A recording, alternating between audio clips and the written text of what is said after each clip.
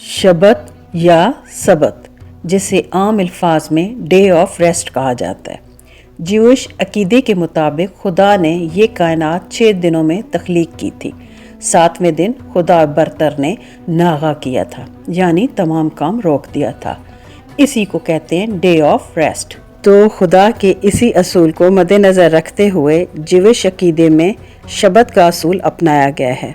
हर week में एक मखसूस वक्त को शबत यानी डे ऑफ रेस्ट कहा गया है। ये वक्त फ्राइडे के दिन के सूरज गुरूब होने से स्टार्ट होता है और हफ्ते के दिन के सूरज के डूबने तक रहता है। तकरीबन 300 के करीब रूल्स हैं जो ये फॉलो करते हैं। तो आइए इनमें से चंद रूल्स को हम डिस्कस करते हैं। नंबर 1, इस दिन ज्यूइश पीपल कुकिंग नहीं करते, बल्कि वो पहले से एक ख़ास किस्म की तैयार शुदा ब्रेड को खाने में इस्तेमाल करते हैं, यानी चूल्हा नहीं जलाते, खाना नहीं पकाते।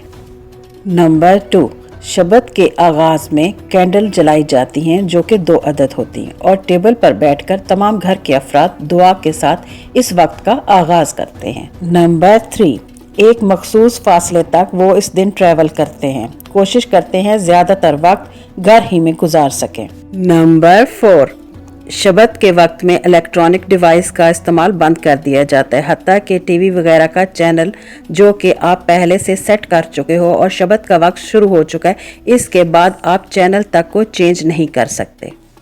अगर गलती से रेफ्रिजरेटर का डोर ओपन रह गया और शबत का वक्त स्टार्ट हो चुका है, तो आप रेफ्रिजरेटर का दरवाज़ा खुद से बंद नहीं कर सकते। इसके लिए आपको किसी बच्चे को कहना पड़ेगा, क्योंकि बच्चे मासूम होते हैं, लेकिन बच्चा भी हाथ लगाए बगैर इसे अपने बाजू की मदद से बंद करेगा। नंबर 5, ना वो कुछ बाय करते हैं और ना ही ज्यूइश पीपल कुछ सेल कर सकते हैं। नंबर 6, वो किसी भी किस्म का गोश्त खाने से परहेज करते हैं, चिकन, मटन, फिश वगैरह से दूर रहते हैं। नंबर 7, शबत में किसी किस्म की सेक्सुअल एक्टिविटीज़ की इजाज़त नहीं होती। नंबर 8, दरख्तों को ना ही काटा जा सकता है और ना ही किसी किस्म के नए काम का आगाज़ किया जा सकता है। नंबर 9, इस वक्त के दौरान मियाँ बीवी के अज़दवाजी ताल्लुकात की भी मनाही होती है।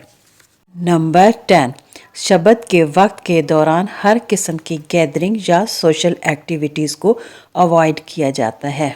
Thanks for watching. हो सके तो लाइक करें। Take care. अल्लाह हाफिज़।